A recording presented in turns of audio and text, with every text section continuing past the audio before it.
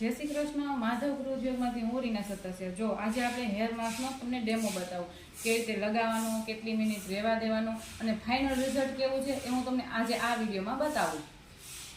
આવી રીતે હાથમાં લઈ અને આવી રીતે એક લટમાં આવી રીતે આમ લગાવી દેવાનું. આવી રીતે આવી રીતે બસ.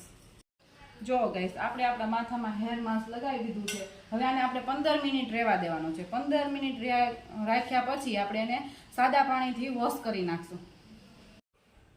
જો ગાઈસ, આપણે 15 મિનિટ હેર માસ્ક રહેવા દીધું તો પછી આપણે એને સાદા પાણીથી વોશ કરી નાખ્યું.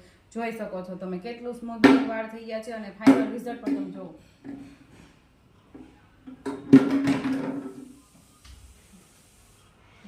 એકદમ સ્મૂથ અને સોફ્ટ વાળ થઈ જાય. તમે સ્પા તમને એમ લાગ્યા રાખે ના મસ્ત હેર થઈ ગયા છે.